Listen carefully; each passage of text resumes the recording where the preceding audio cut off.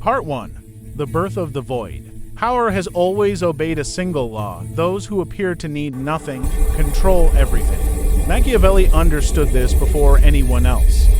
He saw that the world is not ruled by strength or by kindness or by fairness but by perception. And perception, he said, bends before those who master silence, absence, and mystery.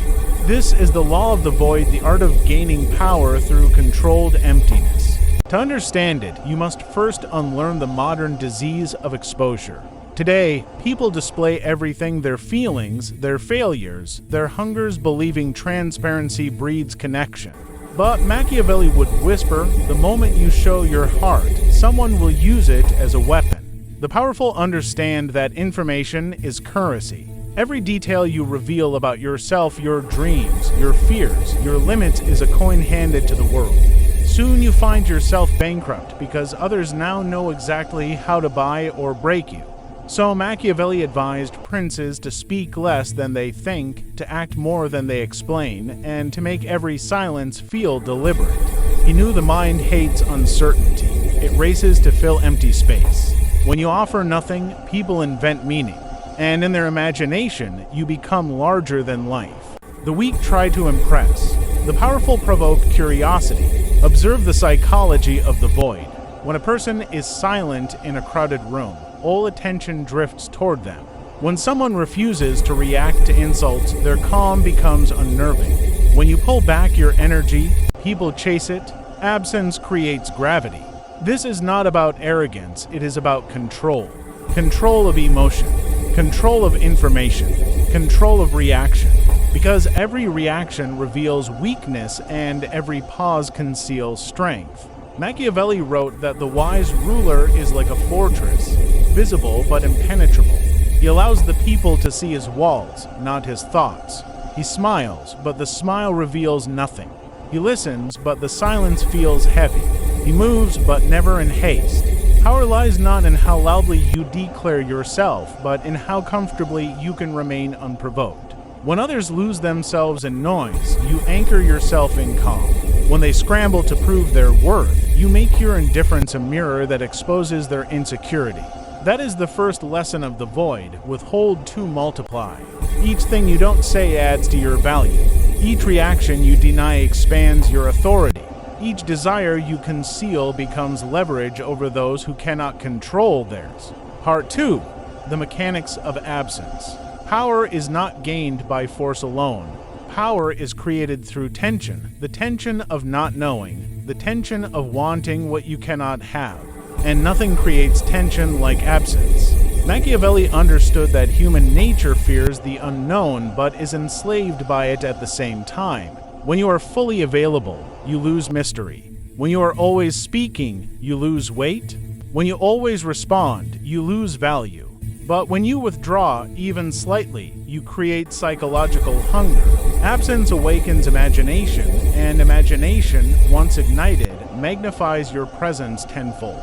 That is why the powerful rarely chase. They make others chase them. By removing their presence, they make their worth felt in the silence that follows. Consider how kings, rulers, or modern elites behave. They do not flood the world with words or emotions. They appear selectively, when it serves a purpose, when it multiplies attention. Their scarcity is their strength. To practice Machiavelli's law of the void is to master emotional restraint. You must resist the temptation to always explain yourself, to always react, to always fill the silence. Instead, you must allow others to sit in the discomfort of not knowing where they stand with you. That discomfort is leverage. It turns followers into seekers, opponents into speculators, lovers into worshipers. This is how absence becomes influence. It transforms curiosity into obsession. It makes people respect the boundaries they cannot cross. Machiavelli would say, "He who reveals nothing cannot be defeated." Because defeat only comes when others can predict your moves, when they can map your emotions, when they can count on your reactions. But the one who remains unreadable remains untouchable. The void, therefore, is not emptiness. It is controlled ambiguity. It is the art of showing presence without exposure. It is the ability to be seen yet remain unknown. Imagine the sun. You cannot stare at it directly, yet you feel its power in everything it touches.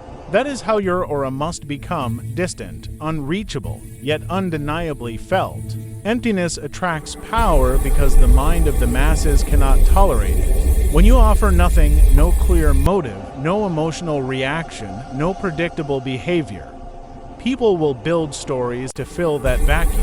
They will assume greatness, intelligence, depth, even if none was declared. Because people don't see reality, they see meaning, and meaning thrives in mystery. To master the void, you must learn to become the question, not the answer. The answer ends the conversation. The question keeps it alive. And those who can keep curiosity alive control direction, focus, and influence. Part 3: The strategic use of silence. Silence is not the absence of words, it is the weaponization of absence. The common man fears silence because it exposes his insecurity. The powerful embrace it because silence makes others speak first, think harder, and reveal more than they should. Machiavelli observed that words are like arrows. Once released, they cannot be taken back. The foolish man shoots constantly, hoping one arrow hits. The wise man waits for the right moment, and one shot is enough to win the battle. To command silence is to command energy. In negotiation, it forces the other party to fill the void. In conflict, it disarms the emotional. In leadership, it creates authority because people equate stillness with confidence. Watch the powerful and you'll see this pattern. They don't rush to answer, they pause, they let silence stretch until it becomes uncomfortable, and in that discomfort, others start over-explaining. They surrender their position by trying to prove themselves. Machiavelli's law of the void teaches that when you speak less, your words grow sharper, because scarcity creates value. A man who speaks constantly loses credibility. A man who speaks rarely and precisely makes the world hang on every syllable. In relationships, silence becomes emotional gravity. When you withdraw your attention, when you stop explaining yourself, people start chasing closure. They reanalyze every word you said, searching for meaning you never gave.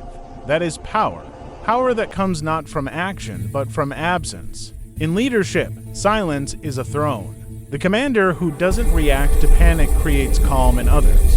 The ruler who listens instead of shouting earns respect without force. The strategist who withholds his thoughts keeps his opponents guessing, and uncertainty is the shadow of power. Remember, the mind hates an unfinished story. When you leave things unsaid, people become your storytellers. They fill your silence with their own imagination, and that imagination often works in your favor. The law of the void is not about saying nothing. It's about saying less than necessary. It's about creating gaps that draw curiosity, respect, and even fear. He who cannot control his tongue cannot control his destiny, because every word is an opening, and the world is full of thieves looking to exploit it. Silence, therefore, is not retreat.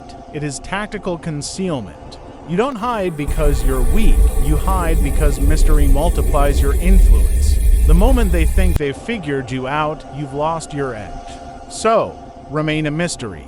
Let your presence feel heavy. Let your silence feel intentional. Speak only when your words can shift the room, because the less they know of your motives, the more they will respect your moves.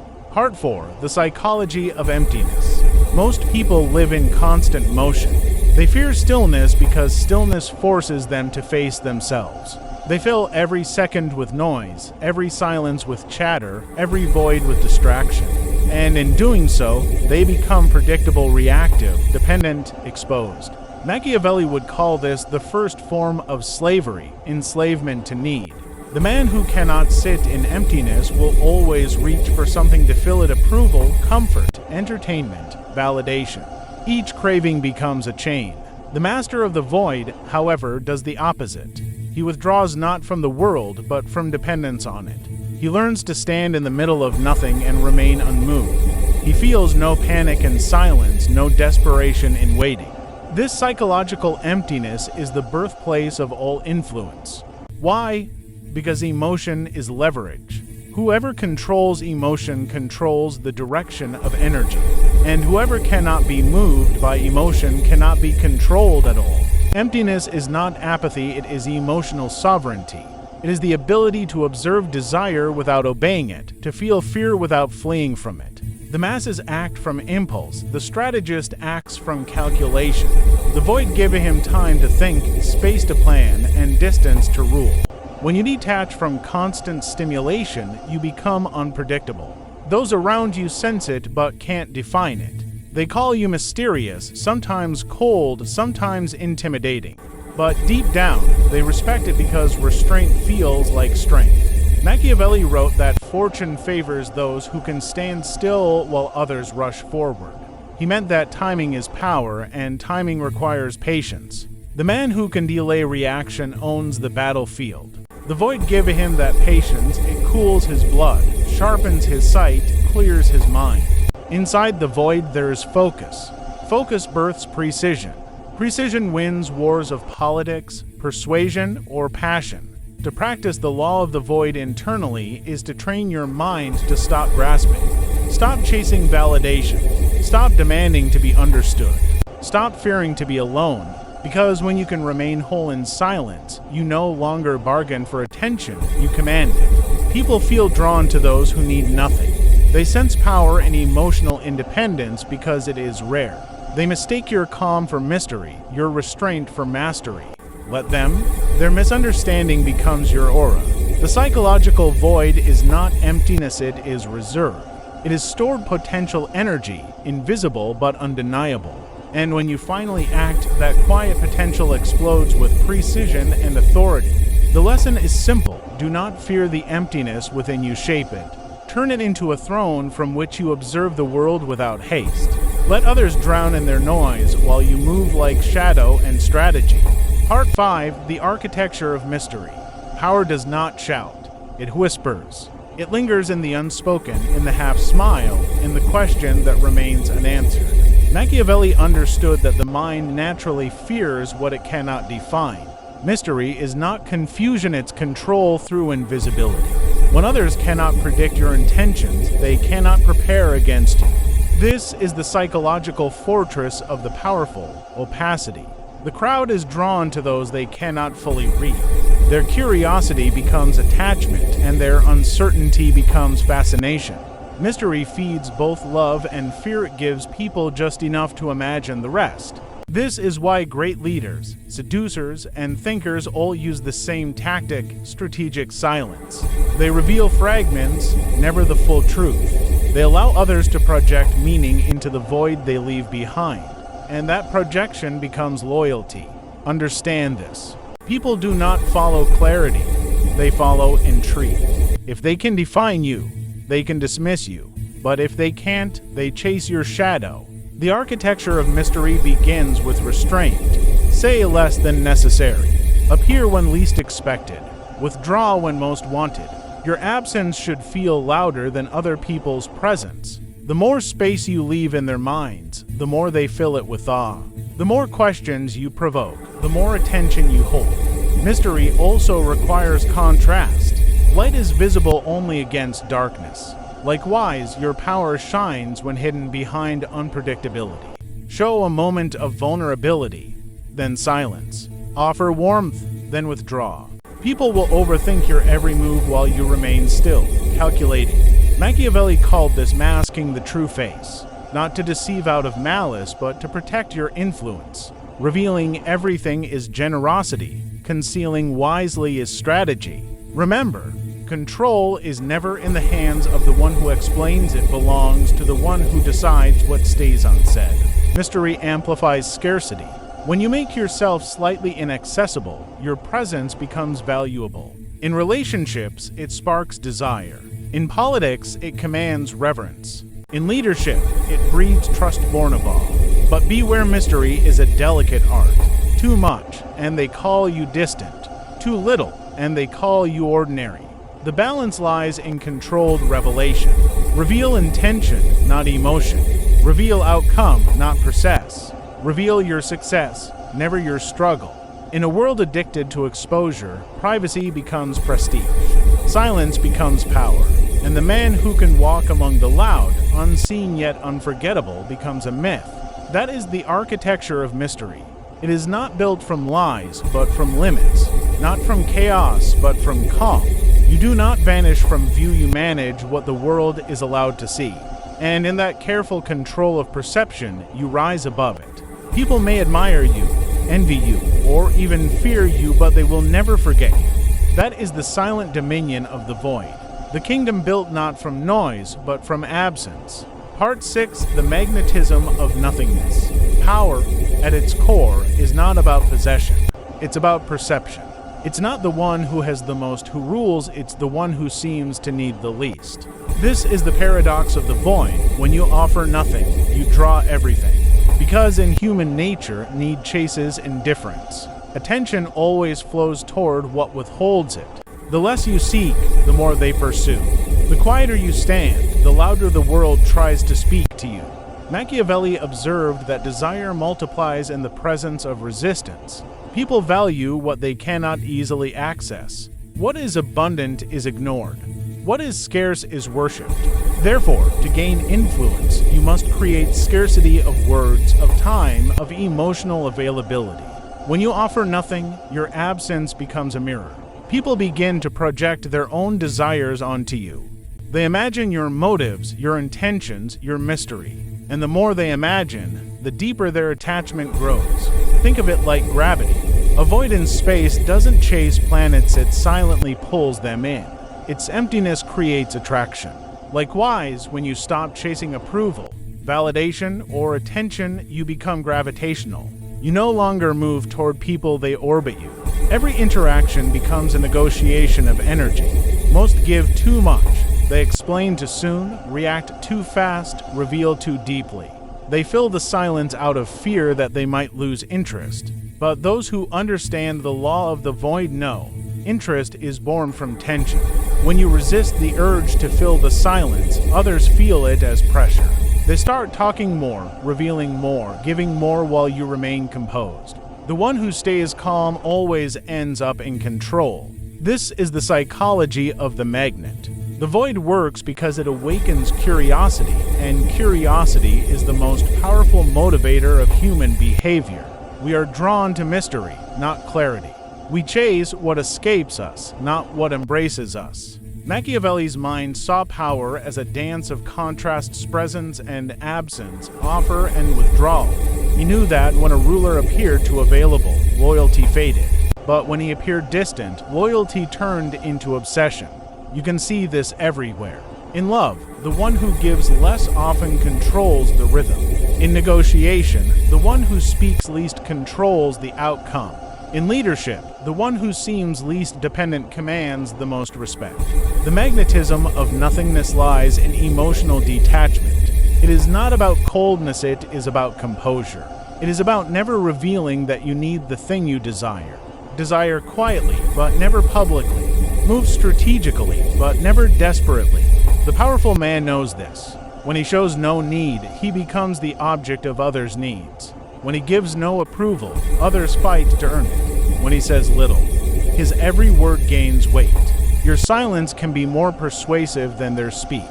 Your restraint can be more seductive than their performance. Your absence can be more commanding than their presence. The void, therefore, is not emptiness, it is strategy embodied. It's the art of making people give you more by giving them less. It's how emperors ruled courts, how lovers conquered hearts, how thinkers reshaped history.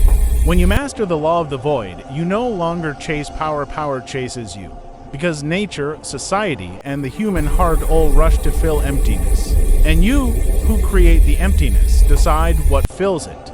So when you offer nothing, they give you everything. And that, Machiavelli would say, is the final proof that control is not about action, it's about absence. Part 7, the discipline of restraint. Every empire that ever fell had one thing in common. They could not stop expanding. They mistook movement for power, expression for control, indulgence for strength. But true power rests on restraint. Machiavelli understood this better than anyone. He wrote that a prince must learn when to act and when to wait, because impatience is the mother of exposure. The moment you act from emotion, you betray your strategy. Restraint is the invisible armor of the powerful. It is what keeps your composure steady while others crumble under their own noise. To the weak, restraint feels like suffocation. To the wise, it feels like dominance. When you speak less, your words carry more gravity. When you appear less, your presence becomes monumental. When you give less, your value multiplies. Most people lose control not because they lack strength, but because they can't hold their strength. They give in to the impulse to prove, to defend, to explain. But every time you explain, you dilute your mystery. Every time you justify, you surrender authority. Restraint is about mastering your internal dialogue. It is learning to let silence win arguments. It is allowing patience to humiliate arrogance. And it is watching your opponents destroy themselves while you appear untouched. Machiavelli would say, never interrupt your enemy when he's making a mistake. Restraint allows you to witness that mistake unfold without interference. It also protects your energy. You cannot lead if you are always reacting. You cannot strategize if your emotions are your master. Restraint builds a wall between what provokes you and what deserves your attention. The disciplined mind understands that not every battle deserves your sword. Some are won through absence, others through silence, and the greatest are won by doing absolutely nothing. Because nothing terrifies the insecure more than your refusal to respond. They crave a reaction, it gives them relevance. But when you remain still, they collapse under their own insecurity. Restraint is not suppression, it is selection. You are not denying yourself emotion, you are directing it with precision. Every strong emotion is potential energy. If you release it recklessly, it's lost. If you hold it, refine it, and aim it, it becomes impact. The masters of influence, from Machiavelli to Marcus Aurelius, all shared one secret. They knew when to do nothing, when to pause, when to disappear. Because power is not measured by how much you can take, but by how much you can withhold. To the outside world, restraint looks like silence. But to those who understand, it is a thunderstorm contained within calm. Hold back long enough, and when you finally strike, it feels divine. The world mistakes your precision for prophecy, but in truth, it was just patience disguised as power. The discipline of restraint is the soul of the void. Without it, the void collapses into chaos. With it, the void becomes a gravitational field of force that bends reality toward your will. So hold, wait, watch. Let others reveal themselves while you remain undefined. That is how the still water drowns the storm. Part 8. The Paradox of Presence. After the void comes the return. And here lies one of the deepest paradoxes of power.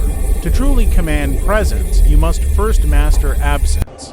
Most people try to dominate a room by filling it. With sound, with gestures, with movement, with self-importance. But the true master enters quietly, and the atmosphere bends around him. Presence is not volume, it is gravity.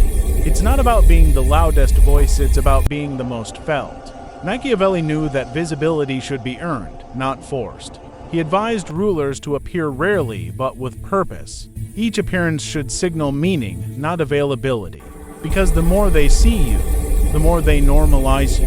And what becomes familiar loses its mystery. The paradox of presence is this. The less you appear, the stronger your presence becomes. Scarcity heightens perception. Your silence makes your voice sharper. Your absence makes your image larger. It's the law of contrast. Light only dazzles when surrounded by darkness. Likewise, your reappearance after withdrawal stuns because the void prepared the stage for you. When you finally step back into view, every gesture must be intentional, every word deliberate, every look measured. Because what is rare must always feel divine. This is how legends are built, not through constant exposure, but through orchestrated presence. A rhythm of appearing and disappearing, of showing enough to captivate, but never enough to exhaust. Think of it like music. Silence between notes creates rhythm. Without the pause, sound becomes noise. The void between appearances creates suspense. Without it, presence becomes predictable. Machiavelli would say, let them feel your absence before they see your return, because longing sharpens recognition. When you reappear after restraint, they feel relief, and relief breeds attachment. Your timing is everything. Too soon, and you seem desperate. Too late, and you lose relevance. But arrive precisely when your silence has created tension, and you will own the moment. Presence is also posture, not just of the body, but of the mind. Move slowly, speak deliberately, think before responding. The slower your rhythm, the more the world must adjust to it. And when others adjust to your pace, you have already won. Do not mistake stillness for weakness. Stillness is command disguised as calm. You are not blending in, you are setting the emotional tempo of the environment. In the art of influence, energy is currency. If you enter with composed energy, the room conforms to it. If you enter with chaos, the room resists you. Your presence should never beg attention, it should demand it silently. Through posture, through precision, through the weight of your restraint. When you've mastered the void within, your presence becomes magnetic without. People feel you before they see you. They listen before you speak. And when you finally do speak, your words sound heavier than truth itself. That is the paradox of presence. You gain it not by showing more, but by showing less strategically. You command attention not by demanding it, but by deserving it. You radiate power not through noise, but through control. Part 9. The strategy of silence. Silence is not emptiness. It is tactical invisibility. It's the unseen force that shifts the balance of every conversation, every conflict, every exchange of power. Machiavelli wrote that the wise man does in silence what the fool does in public. He understood that words expose intent, and intent invites resistance. Silence, on the other hand, conceals strategy. Most people speak to fill their fear. They rush to explain, defend, persuade, afraid that if they remain silent, they'll be misunderstood. But power does not fear misunderstanding, it uses it. Because while they're busy interpreting your silence, you're already in control of their attention. Silence makes others uncomfortable. It forces them to confront their own uncertainty. And that discomfort is where control begins. When you speak, they learn about you. When you remain silent, they reveal themselves. They begin to talk more to justify, to assume, to over-explain. And every word they speak gives you information. This is the first principle of the strategy of silence, information through stillness. In silence, you listen not just to words, but to motives. You watch the body, the tone, the hesitation. You collect data that others throw away because they're too busy talking. The second principle, presence through absence. Silence magnifies your aura. In a loud world, the quiet man feels like a mountain. Every glance, every small gesture becomes amplified. Your silence forces others to fill the air around you, and in doing so, they place you at the center of their focus. Silence is also emotional dominance. In arguments, the louder person always loses composure first. The quiet one controls tempo. When you respond slowly or not at all, you're teaching others to wait on your rhythm. And whoever controls rhythm controls reality. Machiavelli knew this from politics. He understood that kings who spoke rarely were obeyed absolutely. Because when words are scarce, their value skyrockets. Each statement becomes an event. Each decision feels inevitable. Silence also protects your unpredictability. Once you explain your thoughts, others can prepare for them. But when you remain silent, no one knows your next move. And uncertainty is fear. Fear, when controlled, becomes obedience. There's another layer: psychological mirroring. Silence reflects people back to themselves. When you withhold reaction, they start projecting. They assume your thoughts, your judgments, your feelings. They fill the void with their imagination, and often, their imagination punishes them more than your words ever could. The greatest seducers, strategists, and rulers all weaponized silence.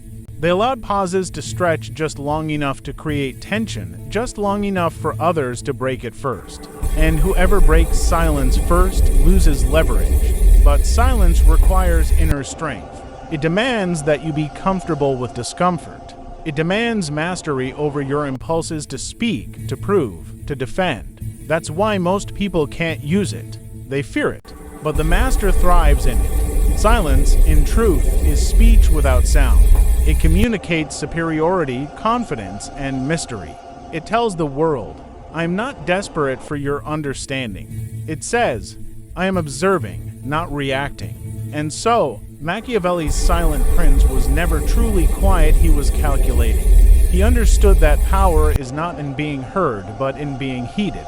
And silence makes people listen harder than words ever will. Remember, noise competes for attention. Silence commands it. So learn to use silence as a sword. Not to cut, but to carve space. A space where you are the focus and the world waits for your next move. That is the strategy of silence. A weapon invisible but unstoppable. Part 10. The Law of Withdrawal. All power, no matter how great, eventually faces the same test. The courage to walk away. Machiavelli called this the ultimate display of control, knowing when to disappear. Withdrawal is not weakness. It is the highest form of dominance, because nothing unsettles people more than the man who chooses absence over attention. The world is addicted to constant presence. Everyone wants to be seen, heard, validated. They fight for visibility, chase recognition, and fear being forgotten. But the one who can walk away without looking back, that one becomes unforgettable. To withdraw at your peak is to freeze your image in perfection. It is to let others remember you at your strongest. Before familiarity dulls your mystery, before repetition weakens your impact. This is the essence of the law of withdrawal. You control the narrative by ending it on your terms. When you retreat, you deny others the satisfaction of closure.